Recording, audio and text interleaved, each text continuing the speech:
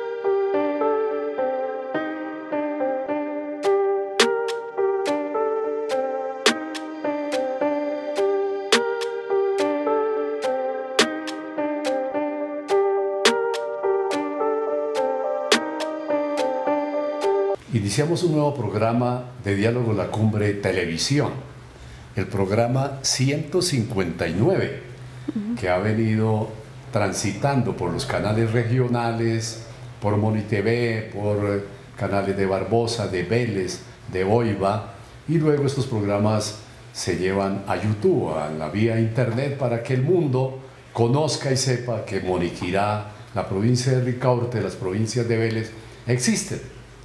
Bueno, quería hacer mención en esta introducción de que los pueblos progresivamente van creciendo en el número poblacional.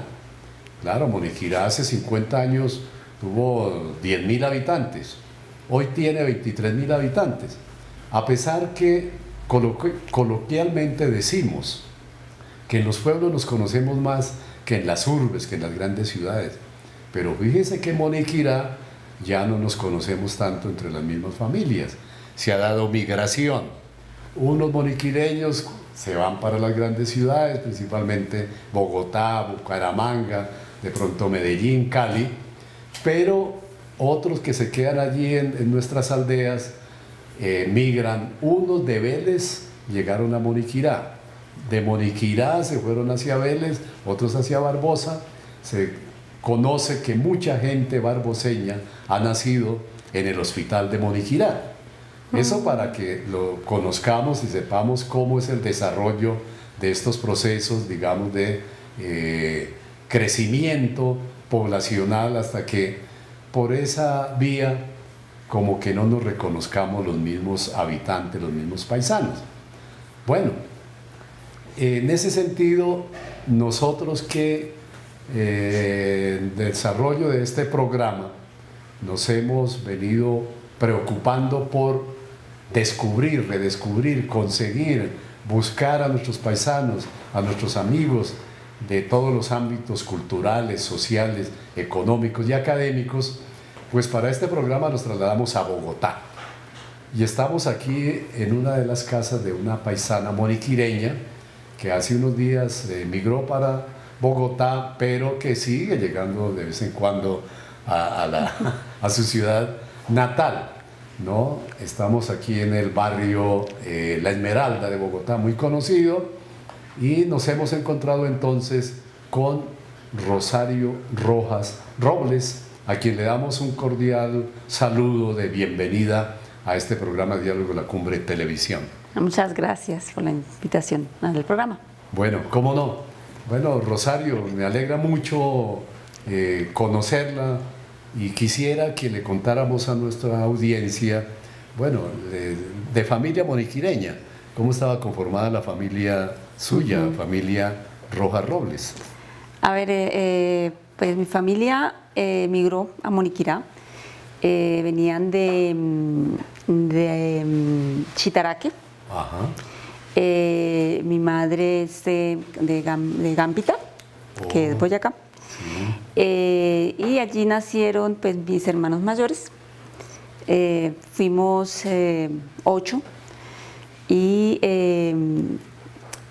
los primeros nacieron en Chitaraque, ya pues migraron a Moniquirá. Ya allí nacimos los 3 menores. Mi hermano Julio, Lucía y yo nacimos en Moniquirá. Y ahí tuvimos pues un periodo pues largo viviendo la familia. Mis hermanos todos estudiaron en Moniquirá. Rude, Víter, Gladys, Rosa, Julio, Fanny, todos estudiaron en Moniquirá. Y pues de lo que yo recuerdo, porque estaba muy pequeña, tengo muy lindos, digamos, momentos de compartir con amigos, vecinitos.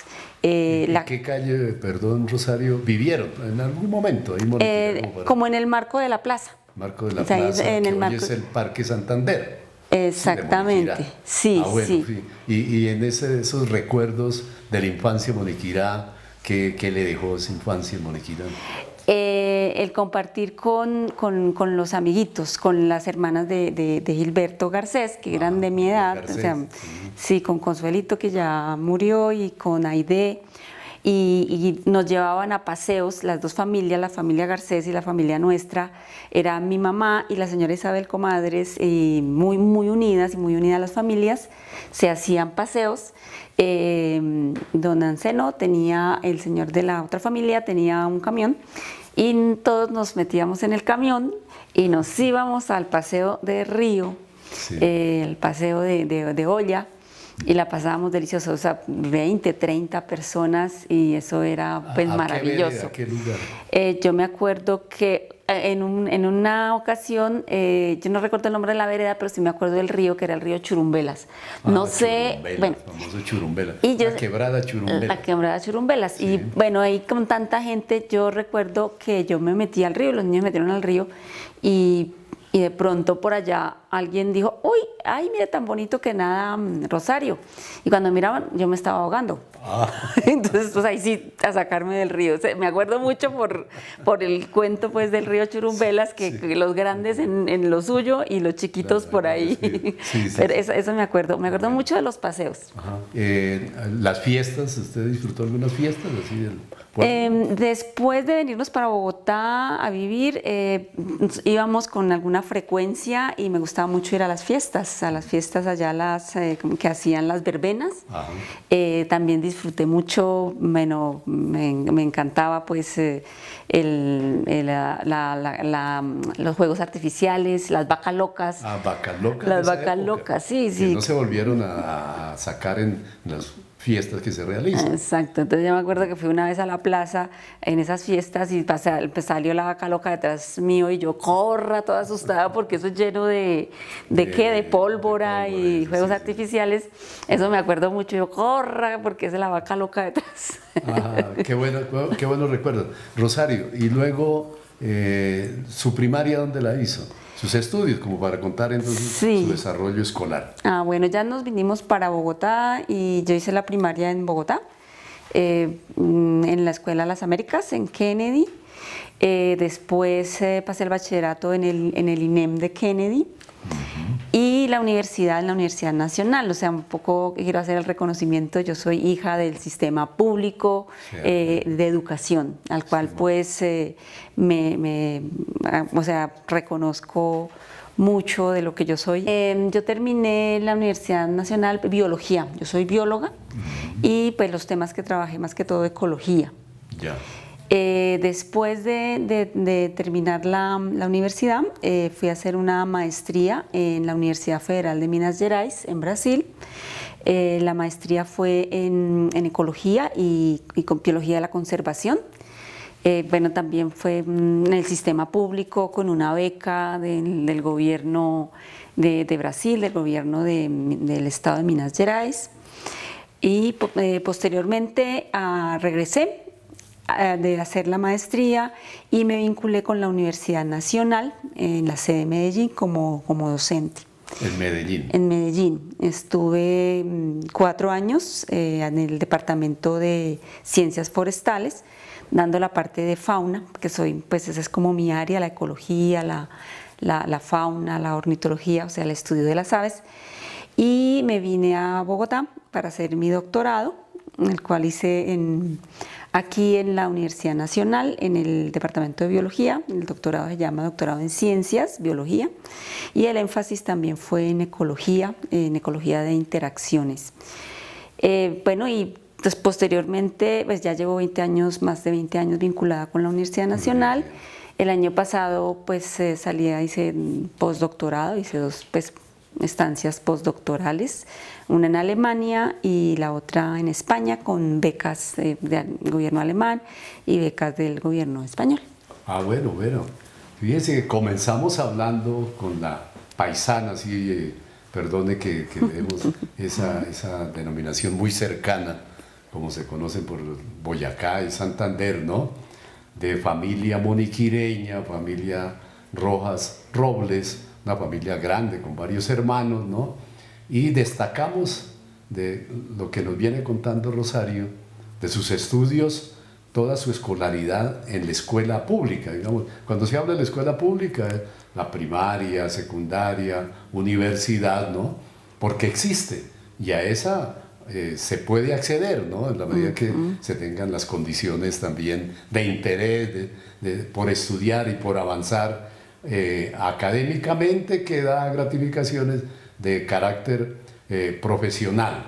Bueno, vamos a hacer un primer corte en este programa de Diálogo de la Cumbre Televisión y ya continuamos.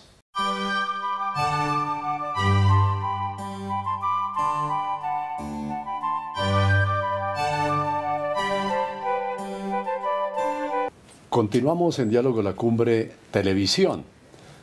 Ustedes ya escucharon el primer fragmento, la escolaridad, la academia de Rosario Rojas Robles, bióloga en su pregrado y doctora en líneas de medio ambiente. Con la doctora Rosario estamos adelantando esta entrevista.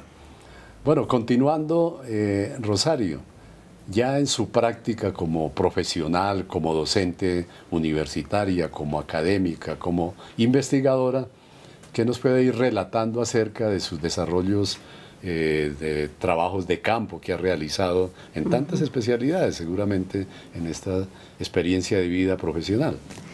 Bueno, mi primer trabajo así interesante, importante, todos han sido pues maravillosos, los he hecho con mucho amor y con mucho entusiasmo. El de pregrado, que fue relacionado con aves, biogeografía y ecología de aves en Arauca. Muy interesante en este trabajo que hice con un colega, William Piragua. Encontramos, por ejemplo, nuevos registros de aves para Colombia, o sea, registros que no se tenían. Fueron los primeros y bueno, eso se ha publicado. También tuvimos tesis meritoria en el pregrado. El pregrado. Sí, ya posteriormente en la maestría que hice pues, en Brasil, en biología de la conservación y en ecología, trabajé con aves también en un ecosistema que se llama Cerrado en Brasil, en transición con otro ecosistema que se llama Mata Atlántica, y allí trabajé también con aves en ectoparasitismo, una interacción ecológica como ectoparásitos de aves. También esto se ha publicado pues los resultados. En el doctorado trabajé ya no tanto enfocado a aves, pero sí a interacciones ecológicas. Bueno, y entonces con las aves, ese mundo fantástico de las aves, ¿no? Sí. ¿Qué destacaría de esos trabajos? ¿Qué le ha dejado esos trabajos? Bueno, esos trabajos, pues lo primero que me han llevado es a maravillarme de la naturaleza, a maravillarme también de este país y su geografía. Pues, seguramente ustedes saben que Colombia es el país más rico del mundo en aves. O sea, ningún país del mundo tiene tantas especies de aves como Colombia, y eso pues se debe a que tenemos una geografía muy diversa. Tenemos la Orinoquía, la Amazonía, los Andes, valles interandinos, el Chocó biogeográfico, el Caribe, y esos diferentes regiones biogeográficas albergan paisajes y albergan diversidad de ecosistemas e inmensidad de comunidades biológicas que albergan muchas especies, tanto de aves, de diferentes especies de fauna y de flora, ¿no? Entonces me lleva a maravillarme, a ser capaz de sorprenderme cada día, de ver pues estos organismos que no solamente son, digamos, pues el objeto de admiración, que sí la tienen, sino que cumplen una funcionalidad ecosistémica y biológica para que pues el planeta vaya digamos, en el cumplir esos ciclos de la materia y esos flujos, digamos, energéticos, ¿no? Eso me ha maravillado. Sí, y esos estudios que están ya escritos los vienen utilizando sus estudiantes de las universidades como una referencia para nuevos trabajos. Sí, claro, sí, se publica, digamos, en la literatura, digamos, científica o revistas indexadas, pues son un referente para nuevos trabajos. A partir de ahí salen también nuevas investigaciones o nuevas preguntas, porque uno se hace unas preguntas en un trabajo y las resuelve, pero lo más interesante es que nuevas preguntas surgen y deben ser abordadas. A otros proyectos investigativos. Exacto. Bueno, y con el doctorado también otros trabajos de campo. Que ya hice ecología de largo plazo, de más largo plazo, un estudio de 4 años, mirando el comportamiento de producción de flores y frutos de esta palma, y cómo las flores pues son también albergan una cantidad de insectos para la polinización y de visitantes florales. Esa fue una tesis de maestría de un estudiante y lo hicimos conjuntamente, y mi tesis de doctorado hacía referencia a qué fauna dispersaba las semillas de esta palma, y como que van y llevan las semillas y ayudan a sembrar y ayudan en lo que es la regeneración biológica. Entonces había allí pues guatines, había bueno, se me olvidan ahora los nombres de, bueno, ratas espinosas, diferentes animalitos que llevan las semillas para diferentes partes, y algunas aves. Entonces eso fue muy, muy lindo. Y esos estudios los ha llevado a algunos encuentros de científicos, de académicos, para dar a conocer pues la riqueza de flora y fauna de Colombia. Sí, sí, he estado en bastantes encuentros a nivel nacional, en los congresos de botánica a nivel nacional, congresos de zoología, congreso de botánica a nivel latinoamericano. En varios países se han llevado como estos trabajos, pero también interesante, por ejemplo, este trabajo sobre la fenología, o sea, el desarrollo de flores y frutos, lo publiqué en una de las mejores revistas de ecología tropical del mundo. Sí, o sea, llamó mucho la atención el trabajo y fue aceptado y fue publicado allí. Entonces he publicado pues a nivel nacional e internacional como los resultados de esos trabajos, y como hablaba antes, han dado origen a otros trabajos. Sí, ahora, estudió en Brasil. ¿En qué otros países ha hecho estudios, nuevos estudios, un segundo doctorado? Sí, a ver, no, yo lo que hice fue estancias postdoctorales, estancias postdoctorales en Alemania y en España, pero allí ya trabajé otros temas, que es el que ahora estoy, digamos, en el que estoy más involucrada, que es el de conflictos ambientales. Lo que fui a hacer allá fue a escribir artículos y someter artículos y a dar conferencias en diferentes universidades sobre el tema de paz y ambiente. Ese fue mi tema, o sea, como el tema de todo el proceso de paz, el posacuerdo, digamos, cómo afecta eso el entorno natural, cómo afecta a los ecosistemas, o cuáles son lo que se presenta allí en este proceso. Entonces ya fue otro tema. Otro campo. Ahora, viniendo del mundo, aquí en la Sabana de Bogotá con sus estudiantes, ¿ha adelantado algunos trabajos también? Sí, pero los trabajos que ya estamos trabajando en este momento, pensando, digamos, en la perspectiva, digamos, de lo ambiental, que es lo que estoy trabajando ahora, entendiendo lo ambiental no como lo biológico únicamente o lo ecológico únicamente, sino lo ambiental como esas relaciones de los grupos sociales, culturales con el entorno, cómo lo habitan, cómo lo transforman, cómo lo apropian, y a partir, digamos, de esas formas de apropiación, de uso, se generan pues conflictividades entre diferentes actores que tienen diferente visión y percepción de lo que pasa en ese entorno usado y apropiado. Aquí en La Sabana estamos trabajando todo el tema del conflicto que tiene que ver con la transformación y el mal uso, digamos, de lo que es la estructura ecológica principal, que es la poca base natural, la poca base ecosistémica que se ha dejado porque que queda remanente porque las actividades económicas, la urbanización la ha venido transformando. Entonces hay un conflicto pues muy concreto que es el tema de la Van der Hamen, la reserva Van der Hamen. Hemos relacionado el tema del POT, del POT, y cómo esa forma del POT afecta ¿cómo se llama? Los cerros orientales, afecta estas pocas áreas ecosistémicas que quedan. Sí, ahora, definitivamente entonces hay que defender ese gran humedal de Van der Hamen.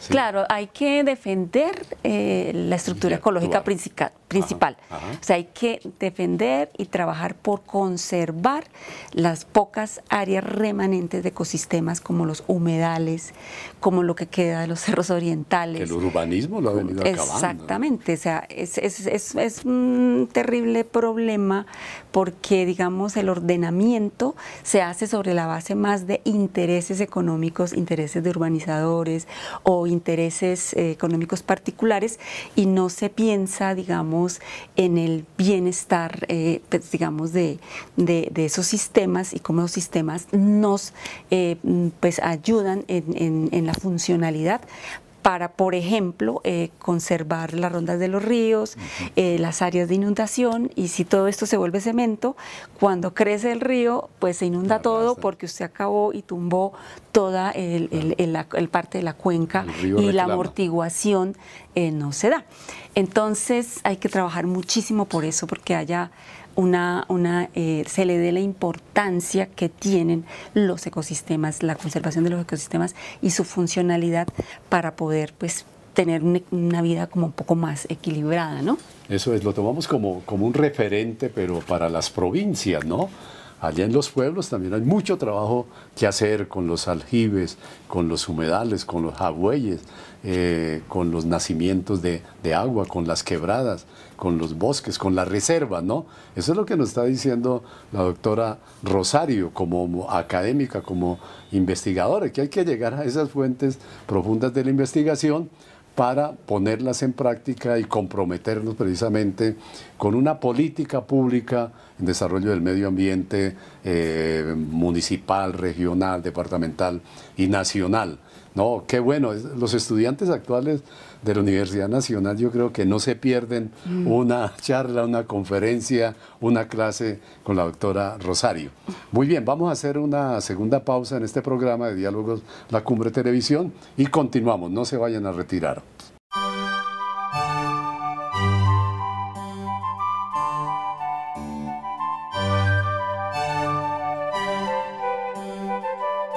Continuamos en Diálogos La Cumbre Televisión. Bueno, estamos aquí en uno de los parques del barrio La Esmeralda, ¿no? Que entre otras cosas, los urbanistas le han tenido muchas ganas, por decirlo así directamente, de transformar esta zona bellísima verde en nuevos bloques de cemento, pero la comunidad pues se ha organizado y ha evitado que esa manida propuesta la hayan alcanzado, y hoy sigue como una zona de recreación pasiva aquí para todos los pobladores de la capital de la República. Y con esa introducción pues queremos hablar con la doctora Rosario acerca del tema del medio ambiente. ¿No? Hoy en el mundo el medio ambiente como que a veces pasa desapercibido para muchos pobladores, pero hay que darle gran importancia, ¿no es así, doctora Rosario? Pues sí, es darle importancia al medio ambiente, quiere decir ser capaces de entender que la naturaleza, lo que llamaríamos la naturaleza no humana, porque nosotros somos naturaleza humana, hemos olvidado que somos naturaleza. La naturaleza no humana es la base de nuestra existencia. Sin ella no existimos. Si no están los ecosistemas allí, si esa biodiversidad, esa vegetación, esa fauna misma no está allí interviniendo, haciendo parte, por ejemplo, del ciclo hidrológico, porque el agua no se está creando y se está destruyendo, está circulando en un ciclo continuo, y ese ciclo es posible gracias a la vegetación, gracias a la biodiversidad. El suelo, por ejemplo, la formación del suelo, la conservación del suelo, que es el que usamos nosotros para cultivar, para los alimentos, para lo básico nuestro, es posible, es un sistema complejo que está allí gracias a esa biodiversidad, gracias a los microorganismos, gracias a los ciclos biogeoquímicos que son mediados por estos organismos, por bacterias, por una cantidad de microorganismos, de macroorganismos también, insectos y demás. Es la base para nosotros. Las culturas podemos existir porque la naturaleza existe y funciona, pero no lo hemos entendido, ¿no? Tenemos unas vidas, digamos la forma como se han organizado las sociedades, con relación, por ejemplo, a la economía, al intercambio, a la extracción infinita de recursos de la naturaleza, o ver la naturaleza únicamente como un recurso, ha llevado a estos inmensos desequilibrios. Hemos cambiado los ciclos biogeoquímicos, hemos cambiado el ciclo de carbono, el ciclo del nitrógeno, el ciclo del agua, hemos contaminado las aguas, porque pensamos que podemos hacer eso de forma eterna y que eso no va a acabar, y resulta que sí. Y otra cosa que es importante cuando pensamos en el ambiente es las tremendas interconexiones que tenemos nosotros. Lo que hagamos nosotros aquí hoy va a tener una repercusión en la atmósfera y va a tener una repercusión planetaria.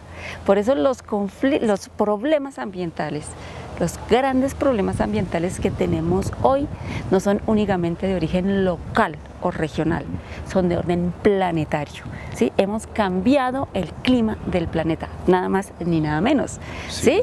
Porque cambiamos el ciclo del nitrógeno, porque cambiamos el ciclo del carbono, porque eso genera un efecto invernadero, se calienta el planeta, al calentarse el planeta se da el deshielo en los casquetes polares, al volverse ese hielo, al derretirse, pues lo que se está generando es vapor de agua que genera más calentamiento. Eso se llaman sistemas de retroalimentación positiva. Estamos creando una cantidad de sistemas de retroalimentación positiva y hoy pues el planeta está en llamas.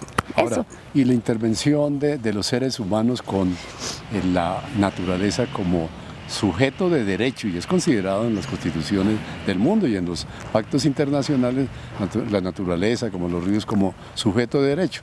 ¿Cuál debe ser la intervención entonces nuestra, de los seres humanos, que a veces como que dicen, no, yo talo este bosque, pero eso no hay problema, o le doy muerte a una ranita? No, eso se mantiene, se puede, eso no se va a extinguir, no se va a eliminar. ¿Cuál debe ser la intervención entonces de las poblaciones humanas, digamos? Sí, la situación no es como no tocar, no usar, ¿no? Esa no es como... No es la idea, porque nosotros requerimos de esa base natural, requerimos de esos ecosistemas para vivir.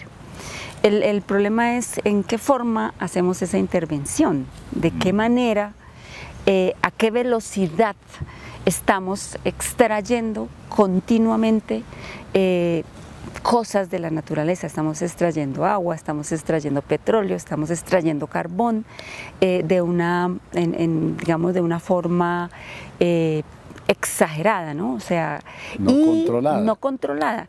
Y estamos rompiendo esos ciclos, estamos rompiendo, digamos, ese funcionamiento y las cadenas tróficas completamente, ¿no? Entonces, es importante entender eso, porque es que realmente creo que no hemos querido entender que sin la naturaleza pues no vivimos y que estamos haciendo tanta transformación que toda esta transformación en virtud de esa conectividad que tenemos se vuelve también contra nosotros. Hoy lo que está en riesgo es la vida, hemos puesto en riesgo la vida, no solamente la vida humana, porque parte del problema grandísimo es esa visión antropocentrista tan grande con los que estas civilizaciones han asumido su relación con el entorno, o sea, todo en función de lo humano, ¿sí? Y no reconocemos a eso no humano que es importante que exista para que nosotros existamos, porque estamos en ese vínculo.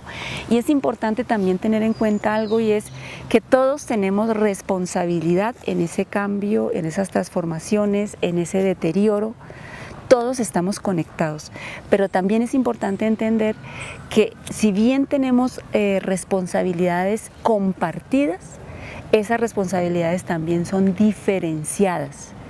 Una responsabilidad tengo yo, que debo asumirla como ciudadano, que utilizo el agua, que tengo unos patrones de vida, de consumo X, que debo revisar para tratar de generar menor impacto, porque todo lo que yo haga tiene un impacto que puede ser negativo o positivo.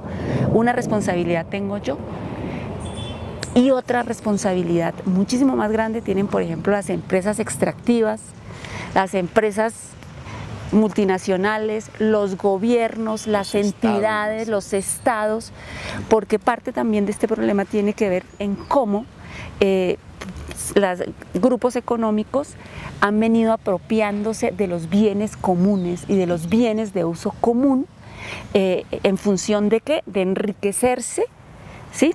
De acumular, y al enriquecerse y acumular sobre la apropiación de los bienes comunes han dejado por fuera a la gran mayoría de la población. Ahora, veía yo en un programa que en Chile, no, eso me sorprendió, no, bueno, por sus políticas, que han vendido los ríos. Ahora se vende el agua de los ríos, ¿no? Ahora lo que falta es que nos vendan también el aire. Y hay un debate internacional sobre el desarrollo. Bueno, los pueblos tienen que desarrollarse, ¿no? Con los controles, con los acuerdos, que no se afecten unas comunidades con otras. Y se habla el tema de, digamos, del ecodesarrollo. ¿Qué enfoque tiene Rosario sobre esa temática de los medioambientalistas, ecodesarrollo? Sí, no, ¿cómo se debe trabajar en esos campos? Hay varios, digamos, mitos que nos han vendido y que nosotros terminamos como adoptando de una manera a veces poco razonada, ¿no? Está el mito del homus economicus, es un mito viejo, ¿no? Que lo que construye la sociedad es la economía y el intercambio, cuando realmente lo que esas sociedades anteriores, digamos, se planteaban más bien en cómo se construye el servicio en comunidad. Entonces nos convirtieron en homus económicos y todo entonces se desarrolla a partir, digamos, de la economía. Otro, solamente por colocar un ejemplo, el otro es el mito del desarrollo. Ese es un mito muy fuerte que nos han vendido, o sea, como el desarrollo, como el avance, el progreso, pero que a la final el desarrollo conforme se da actualmente es el equivalente como a la acumulación. Sí, eso es. Desaforada. Desaforada, ¿no? El desarrollo es crecimiento económico y no ha sido más. Después hablaron del desarrollo sustentable o sostenible, que sigue siendo exactamente lo mismo que el desarrollo y la acumulación, pero con otras palabras para hacer como más suave el seguir haciendo lo que hemos venido haciendo mal, pero con otras palabras. Entonces toda forma, digamos, de desarrollo desde esa perspectiva, pues simplemente no va a cambiar las cosas, ¿no? Tendríamos que pensarnos en otras formas y en otras maneras, y creo que no hay otras formas y otras maneras, sino grandes transformaciones culturales.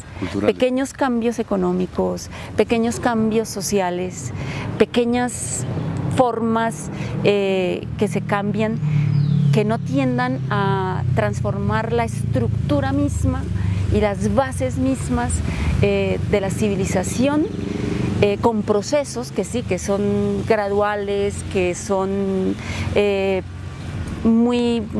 tienen que ser pensados en los bienes comunes, pensado en el sentido de lo público, pensado en unas relaciones diferentes entre nosotros como sociedad, pensado en unas relaciones diferentes con la naturaleza no humana, que transformen esta forma, digamos, economicista, donde el mercado es el que determina qué es lo que se hace. Si no vamos allá, pues no vamos a tener una segunda oportunidad sobre la tierra. Sí, y ahí de pronto el papel, y Rosario como académica, como docente universitaria, el papel de la escuela, el papel de los maestros, el papel de los programas curriculares.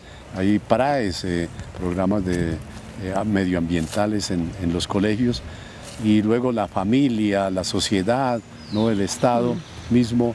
Ese papel que debe cumplir no solamente es esquemático, teórico. No, es la práctica. Yo creo que es pues, la combinación de teoría y práctica, pero sobre todo las prácticas, los estilos de vida, las formas, que como individuos, como familias, como grupos sociales, como sociedades, o sea, la importancia de pensarnos la vida de otra manera, de pensarnos la educación de otra manera, de pensarnos la producción de otra manera, de pensarnos la tecnología de otra manera, la ciencia. La ciencia tiene un papel muy importante, muy importante. Sin embargo, la ciencia ha sido instrumental, igual y mucho más la tecnología, instrumental a esa idea de acumulación, a esa idea, digamos, del poder en pocas manos, y no se ha pensado en una ciencia de otra manera, ¿no? Es muy efectista, muy limitada. La ciencia hoy no tiene las respuestas para este conflicto grande que tenemos, para estos problemas. La tenemos todos, la tenemos los grupos de habitantes, los campesinos, los indígenas, las comunidades afrodescendientes, porque ahí hay mucho conocimiento, mucha sabiduría, muchas otras formas de relación con esa naturaleza no humana que fueron invisibilizados, que han sido invisibilizados y que tienen mucho que enseñarnos, que tienen mucho que decirnos de asumir la vida de otra manera. Eso es. Sí, vamos a hacer un nuevo corte para luego hablar entonces del cambio climático, ¿no? Pero dejando en la opinión, en la audiencia, que hay que estudiar, que hay que investigar, que la escuela tiene que salir de las cuatro paredes de las aulas para hacer el reconocimiento de los entornos naturales allí en los pueblos, del origen de la quebrada, de los bosques, de los cultivos, ¿no?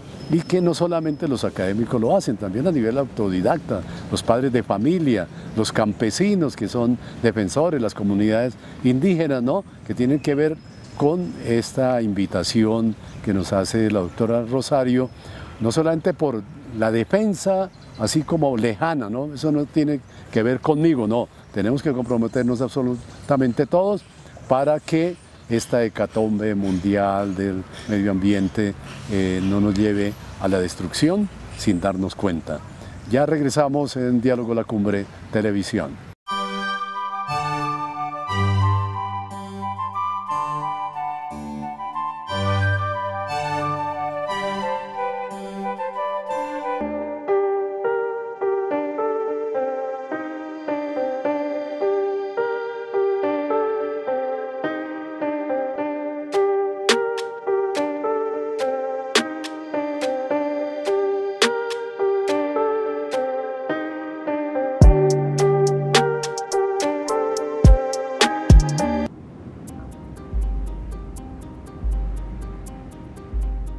Visto desde el punto de vista pues, meramente físico, es un compuesto, pero es un compuesto que es maravilloso. El agua es todo. En esa emergencia, digamos, de la maravilla de este elemento químico, posibilita algo grandioso que también es una emergencia, que es la vida, donde o sea, hay vida donde hay agua.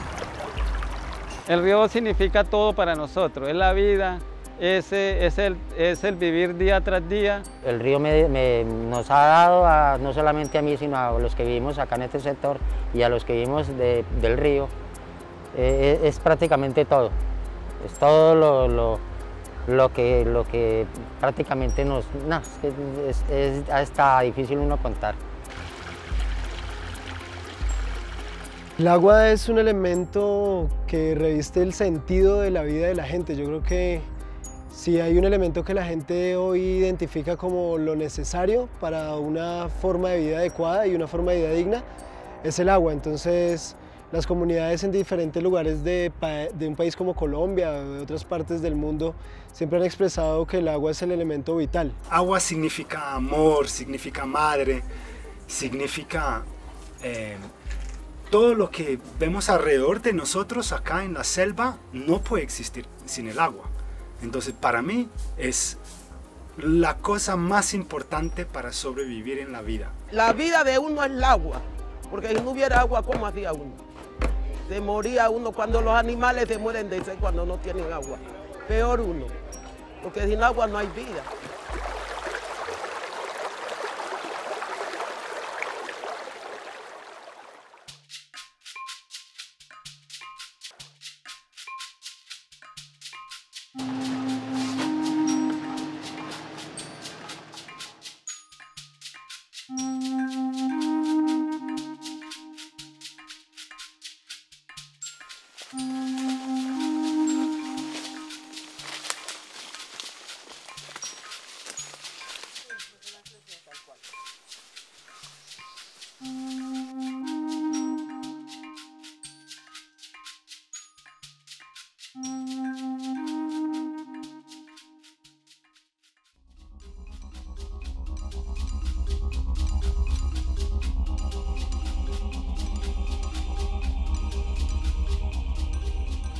Yo distinguiría conflictos más de agua misma, como por ejemplo, quién administra el agua en la ciudad para las casas, si es una empresa privada o pública, cuánto cobran por el agua.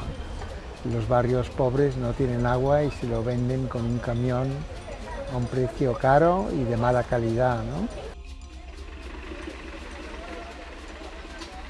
La agua aquí en Guapi, cuando hay tiempo que es verano, entonces el río se sala el agua y uno paga trabajo para el agua.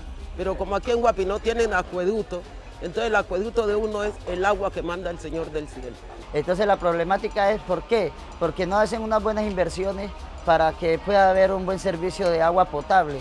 Es algo absurdo porque Guapi tiene unos grandes ríos, unas buenas quebradas, pero por cuestiones de mal manejo o de que falta inversión, no hay ese recurso 100% aquí en Guapi.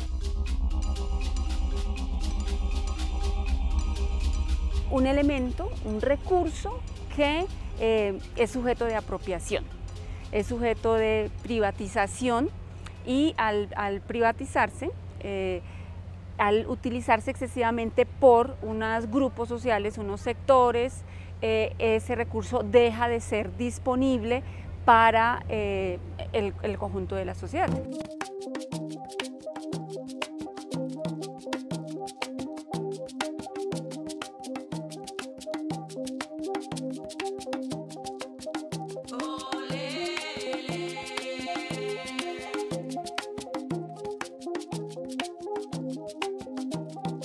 Y otro tipo de conflictos tienen que ver con la contaminación de ese recurso. Cualquier proceso extractivo, por ejemplo, en la actualidad del país, va a generar un proceso de contaminación de agua y por tanto no va a ser posible acceder luego a esas aguas. No solamente para los seres humanos, de nuevo, para cualquier especie. Porque el modelo se basa en 4 elementos principales: explotación petrolera, explotación minera, construcción de grandes represas para producir hidroenergía y agroindustria con un énfasis marcado en agrocombustibles. Debido a que el río Magdalena ya no vuelve a crecer, entonces sus especies nativas no volvieron a subir hacia Honda. Entonces uno llenaba una canoa en 3-4 horas, se llenaba y eso era, imagino, claro que era tan barato que eso, pero no importaba, como se cogía tanto, pues eso no. Y lamentablemente uno mira que ahora ve uno el desgaste que tuvo el río, que le dio trabajo a miles y millones de personas, porque aquí cuando llegaba el tiempo de subienda, no solamente el pescador de acá era que pescaba, no, eso venían de todo este sector, de toda esta región.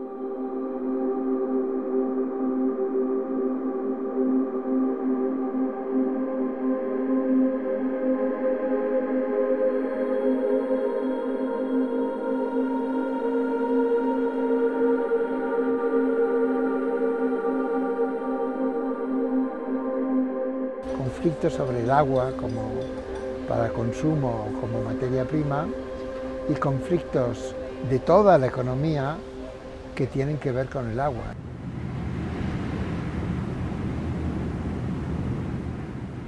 Los programas de la mina, que el agua baja y le hacen malo para los pescados, antes de los pescados se corren. En otros de minería es porque el agua se usa y se contamina, ¿no? La privatización que hace la minería tiene que ver con contaminaciones.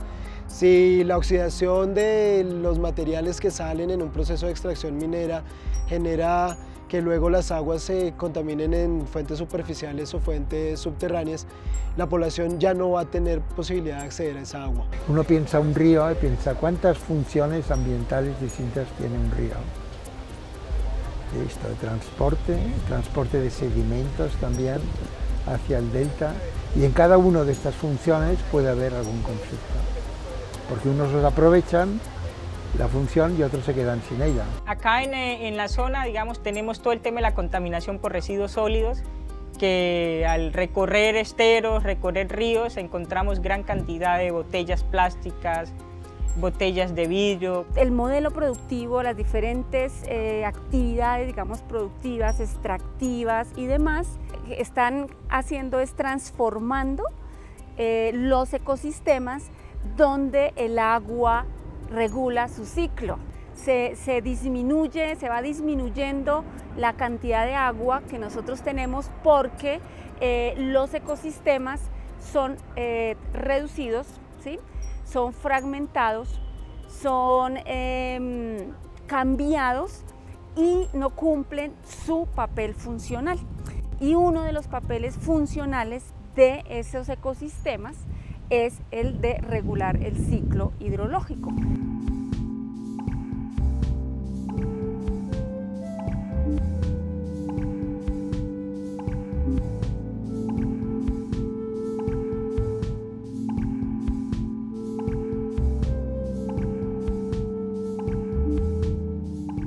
¿Cómo conservamos el agua? Colombia, un país con tanto recurso hídrico, es increíble cómo lo estamos perdiendo y lo estamos contaminando, ¿cierto? Por los modelos, digamos, productivos, extractivos.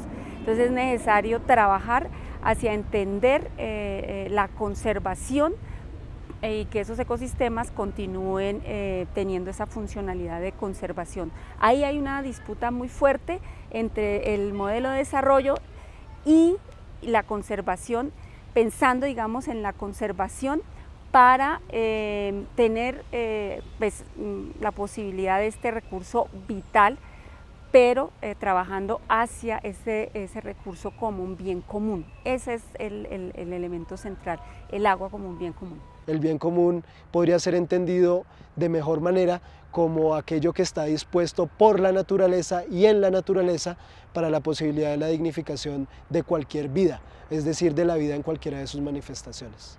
Todo el mundo, todos los humanos, todos los animalitos, todo lo que tiene vida acá, tiene derecho de ese agua. Porque muchas veces se hacen enunciaciones como el agua es un derecho o el agua es un derecho humano. Y en realidad el agua no es un derecho, el agua es un elemento de la naturaleza. Otra cosa es que haya derecho a tener agua. Entonces esas enunciaciones pueden ser en apariencia muy sencillas, pero de fondo pueden ser problemáticas en un escenario de justiciabilidad del agua, por ejemplo. Entonces las comunidades hoy discuten, o por lo menos en lo que tenemos conocimiento, cómo tener control de la fuente de agua. Entonces, el control de esas fuentes es un primer paso para construir un modelo público comunitario.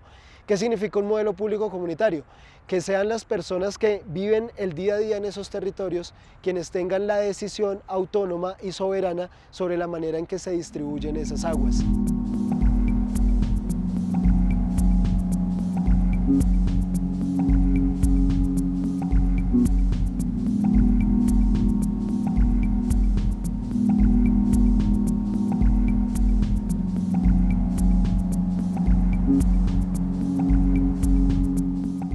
Tenemos esa conexión, el agua no está sola, el agua está en el suelo, el agua está en las plantas, el agua está en la atmósfera, ¿cierto? Ahí está el agua.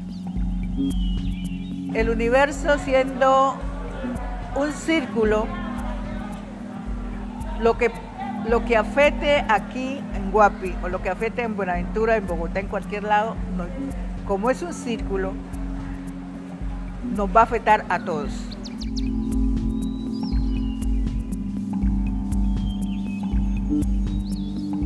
Podamos contribuir con cada acción un granito de arena para recuperar estas fuentes hídricas y mantenerlas, ya que allí está la supervivencia de nosotros en este lugar, haciendo mejores acciones, manejando el tema de los residuos sólidos, haciendo mejor manejo de las aguas domiciliarias, ¿sí? Y valorando este gran recurso. Debemos de conservar el agua porque hace parte de nosotros, hace parte de la vida de nosotros. El agua es como si fuera nuestra madre, entonces hay que protegerla, no hay que contaminarla y hay que darle un buen uso a esos elementos que la pueden contaminar. Y creo que la responsabilidad que tenemos para con las generaciones futuras y para con nuestro presente tiene que ver con enfrentar un modelo de desarrollo que es completamente adverso a la posibilidad de mantener los ciclos hidrológicos, pero sobre todo a la posibilidad de mantener la vida digna a través de la relación con lo natural y a través de la relación con las herencias que la naturaleza nos ha entregado. Es importante estas generaciones y las futuras trabajar porque el agua sea un bien común, eso es fundamental, tiene que ser un bien común, porque si es un negocio, si es un objeto de apropiación, no la vamos a poder conservar.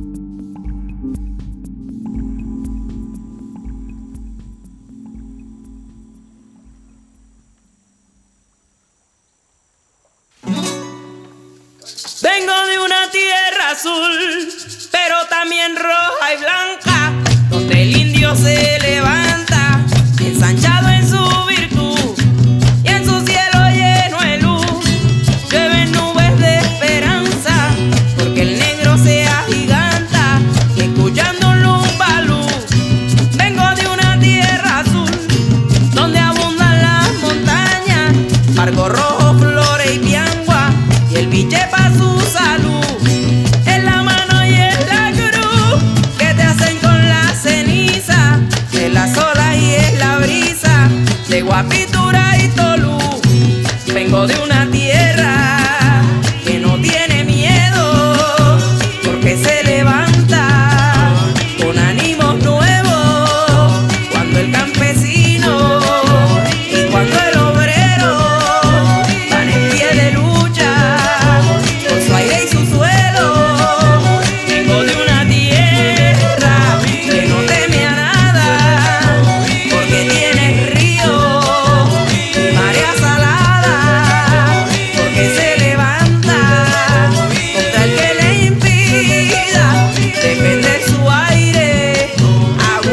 tierra y vida.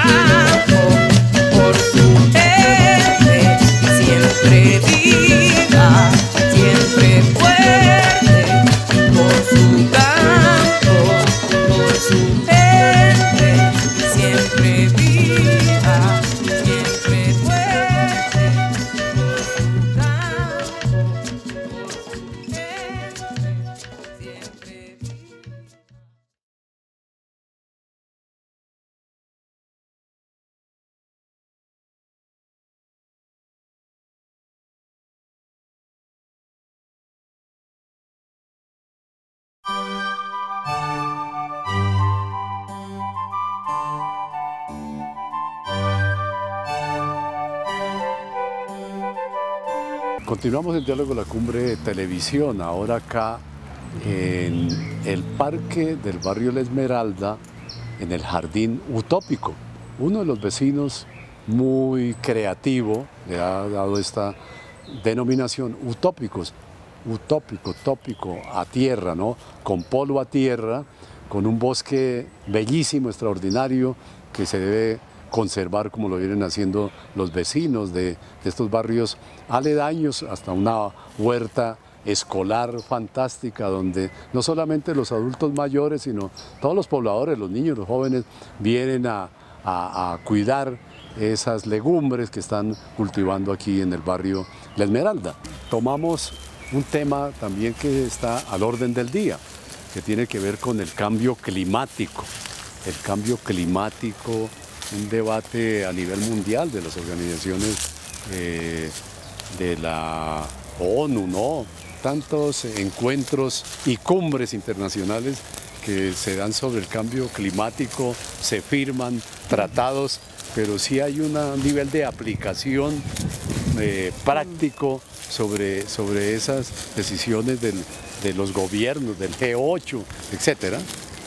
A ver, hace aproximadamente, 40, 50 años, digamos, se da toda una discusión sobre la comprensión de que los recursos se están agotando y también de las grandes transformaciones que los humanos, que las sociedades han venido generando en el planeta. Y a partir de ahí se dan estas grandes cumbres de la Tierra y se plantea pues la necesidad, digamos, de dar esos cambios. Bueno, hay toda una historia que no voy a relatar ahora sobre eso, sobre esas cumbres de la Tierra, pero se hace un estudio, por varias, pues, digamos, universidades, y se alerta sobre lo que puede pasar, ¿sí? Entonces, a partir de ahí salen diferentes propuestas, algunos les dicen que son catastrofistas, etcétera, etcétera. De todas maneras, de allí sale, a partir de allí, con el desarrollo de los años, salen estos tratados internacionales donde se trata de mirar problemáticas, una sobre el cambio climático, o sea, todo el tema de cambio climático, que es todo lo que fuera el convenio de Kioto posteriormente, el convenio de biodiversidad, y de esas cumbres también sale el tema, la idea de desarrollo sostenible y sustentable. De todas maneras, se sabe de la problemática, en Río 92 sobre todo se plantea la necesidad de esos cambios, pero lo que queda claro allí es que son los modos, digamos, de vida, las formas de consumo de las sociedades del norte, sobre todo del norte global, de los países desarrollados. Sí, súper desarrollados, y los que están generando el problema. Eso es una constatación que se da allí, sin embargo no se asume que el modelo hay que cambiarlo, hay que cambiar el modelo de desarrollo, hay que cambiar ese modelo de consumo, sino se empiezan a sacar como discursos e ideas como el desarrollo sostenible y sustentable, que es una retórica ausente, digamos, de cambios y de prácticas reales, ¿no? Ahora, pero ¿cómo es increíble que estos países altamente desarrollados, ¿no?, de capitalismo, ¿no?, casi a nivel imperial, que se dicen que proveen de tantas cosas al mundo, del mundo material, del mundo capitalista, muchos de estos países no se comprometen con esto del cambio climático, y dicen que el cambio climático, sí, que no es cierto, que no existe, que todo anda normal? Sí, porque desafortunadamente, digamos, si bien hay unos intereses de unos países y de unas comunidades, lo que prevalece en realidad en esas cumbres son los intereses del corporativismo. Sí, o sea, son las corporaciones multinacionales que producen, construyen, alimentan todo este sistema, los que están allí, ¿sí? Y cambios para ese modelo de desarrollo, ese modelo consumista, pues no convienen al mercado. Y lo que prevalece desafortunadamente es esto. Llevamos 30 años, ¿sí?, de convenios sobre cambio climático, de convenios sobre diversidad biológica, 30 años hablando de desarrollo sostenible y sustentable, y lo que vemos hoy es que muy pocas cosas han cambiado. Lo que sí ha cambiado, y es importante tenerlo en cuenta, es la sociedad está cada vez siendo más consciente de la necesidad de que esos cambios se den y operen. O sea, entonces es la sociedad movilizada, organizada, la que va a generar esos cambios, debe generar esos cambios, dado que ni gobiernos ni los organismos internacionales están fracasando en realidad. Eso es muy importante lo que usted está señalando, que los pueblos ya se están despertando, ¿no?, y se están haciendo más conscientes, casi a nivel de la autoconciencia, para cuidar sus pequeños entornos, sus medios ambientes. Pero increíble, por ejemplo, que un presidente de la potencia mundial de Estados Unidos, Donald Trump, niega, dice que no existe el cambio climático. ¿Cómo entender eso? A ver, por ejemplo, multinacionales como la Exxon, ¿sí?, o como los grandes productores de petróleo, pues son negacionistas, ¿no? Ellos tienen que negar, porque la gran responsabilidad de lo que está pasando está en ellos. Y personajes como Trump pues representan lo más retardatario y lo más atrasado de cómo pensarse el mundo, porque lo único que hay en su cabeza son negocios y producción y acumulación y poder, y si la guerra les da poder, pues hacen la guerra, y si el petróleo les da economía inmediata, porque eso es lo que hace este capitalismo salvaje neoliberal, es la acumulación de riqueza y de capital y de poder en pocas manos en el menor tiempo posible. Eso es lo que ellos van a defender. Sí, ahora, ¿sí?, el cambio climático se está manifestando, ¿no? Por ejemplo, entiendo que Rosario, que estuvo ahorita en una gira por el Suramérica, cerca hasta el Polo Sur, y cruzó por Calafate, por el glaciar Perito Moreno, la conmovió ese goteo, esa destrucción, esas explosiones, de que allí se ve la influencia del cambio climático. ¿Es así, Rosario? Sí, digamos, hay que entender una cosa, y es que, por ejemplo, en glaciares como estos, digamos, el deshielo y la producción es algo que es constante.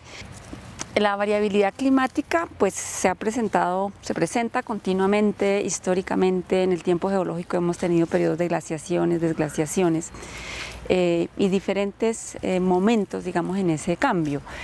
¿Cuál es la diferencia que estamos presentando ahora, ¿no? ¿Por qué hablamos de cambio climático? El cambio climático se refiere a las perturbaciones, digamos, antrópicas, a los cambios de origen humano y están relacionados, por ejemplo, con la concentración de CO2, el aumento de CO2 en la atmósfera, que es muchísimo mayor a la que históricamente en largos periodos de tiempo geológico se ha presentado.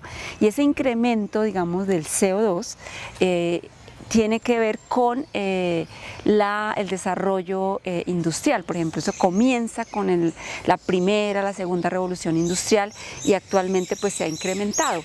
Y esos gases diferentes de efecto invernadero pues calientan el planeta, ayudan en el calentamiento y en ese efecto de invernadero.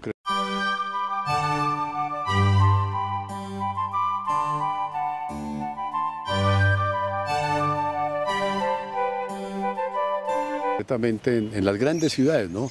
El Pekín, Ciudad de México, de pronto Bogotá también, ¿no?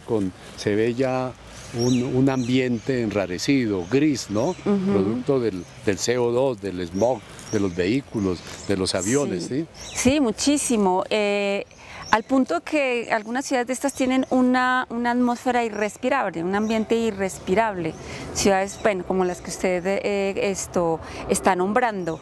Y es la industria, son nuestras actividades, son nuestras formas de consumo, nuestras formas de vida, es las formas de producción. Entonces se requiere un cambio de cada uno de nosotros, un cambio de los individuos, un cambio de las familias, un cambio de las sociedades. Y son las sociedades las que deben generar ese cambio. Tenemos la obligación y la responsabilidad porque, como dije, es la vida lo que está en riesgo, y no solamente por el problema de cambio climático, sino por la pérdida de biodiversidad. La velocidad a la que se presentan los cambios pues es una velocidad tan grande que no se compara con el tiempo geológico en la que se dieron los cambios en el pasado. Por ejemplo, la pérdida de biodiversidad que tenemos actualmente es 1000 y hasta 10.000 veces mayor que la que se encuentra en el registro fósil. O sea, no le estamos dando tiempo, digamos, a la naturaleza para que se reponga de esos cambios. Entonces, en ese acelerado transformación continuo y contundente cambio que no permite que haya nuevos acomodos, digamos, de la naturaleza, pues están llevando a la amenaza de la vida. Y es la sociedad, lo digo, y es la sociedad organizada, y es la sociedad con un sentido, digamos, de comunidad que debe hacerlo, porque en las ideas de cambiar y de revertir el cambio climático, estos convenios internacionales han fracasado y seguirán fracasando. 20 años o 30 años de convenio de biodiversidad no ha logrado mayor cosa. El convenio de Montreal, bueno, ese es el de capa de ozono, ese es el único convenio, digamos así, que ha sido exitoso, porque si no hubiera sido exitoso ya estaríamos ahí sí más al borde del precipicio, porque la pérdida de la capa de ozono hace que los rayos ultravioleta entren directamente a la Tierra y eso acaba con la vida. El convenio de Montreal sí ha tenido sus niveles importantes de éxito, pero el de cambio climático no. Entonces, porque no se toca la esencia que es el modelo de vida y de cultura que tenemos que cambiar.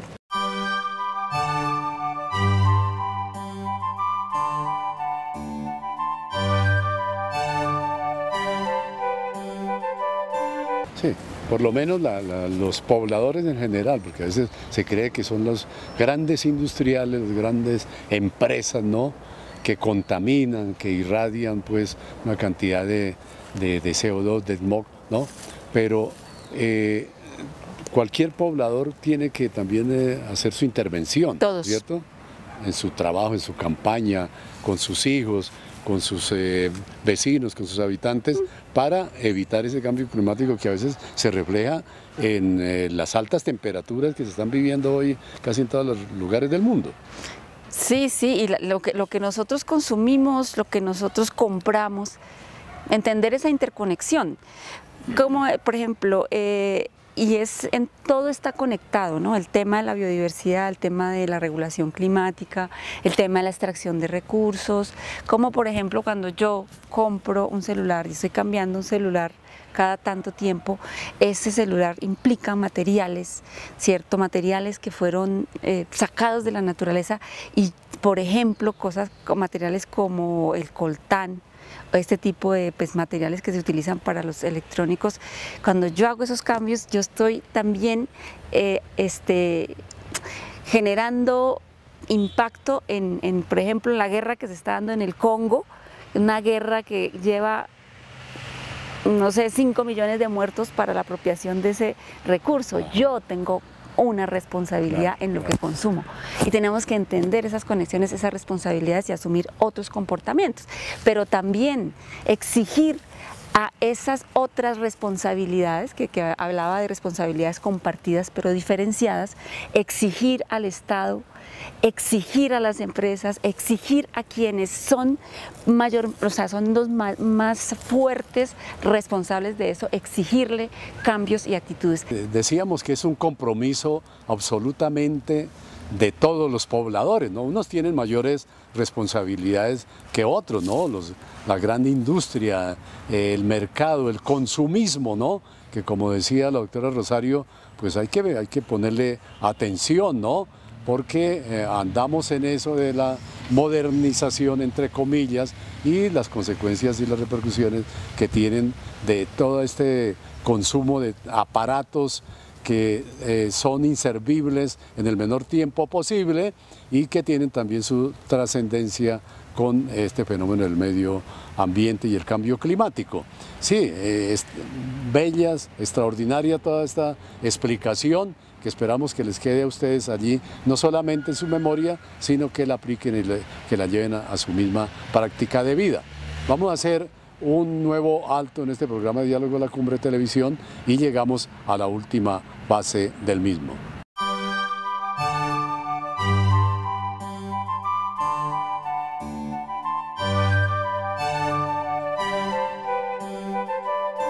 Culminando este programa de Diálogo de la Cumbre Televisión con nuestra invitada especial, la doctora Rosario Rojas Robles, moniquireña. Me faltaría pues que nos dijera algún mensaje para su tierra natal, para Moniquirá, para esta provincia de Ricaurte, muy cercana también a la provincia de Vélez, con relación a la defensa del medio ambiente, a los pobladores, a los campesinos, a los niños, a los estudiantes, a las escuelas, a los colegios, que tienen mucho que ver precisamente con ese compromiso para que nuestro medio ambiente no solamente siga siendo sostenible, como nos lo dicen, sino viable para la vida de los seres humanos. Bueno, mi mensaje es de amor. Tenemos que amar la vida y defenderla. Amar nuestro terruño, porque ahí están los principales referentes culturales que nos ayudan a tener también apego a esa vida, amor por los otros, sensibilidad por la naturaleza no humana, sensibilidad por los ríos, por los árboles, sensibilidad por los bosques, que nos haga temblar de frío y de emoción el vuelo de las aves, porque solamente seremos capaces de defender aquello que amamos. Y ese sería mi mensaje. Sí, porque allí nuestras regiones tienen veredas, tienen bosques, tienen cultivos, tienen ganadería, tienen alguna riqueza turística, riqueza ambiental, ¿no? Que entre todos los pobladores, como todos a uno, tenemos que intervenir en estos nuevos planes de desarrollo para mantener nuestros entornos como existían hace 100, 500 o 1000 años atrás. Le agradecemos a la doctora Rosario por la participación en este programa, seguramente que no va a ser el último porque hay que seguir desarrollando tantos temas en este campo tan diverso del medio ambiente, de la biología, de la ecología, etc.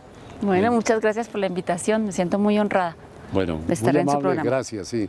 Con la cámara de Sergio Sánchez, la edición de Holman Suárez, la coordinación de José Agudelo y la dirección y presentación de Juvenal Nieves Herrera.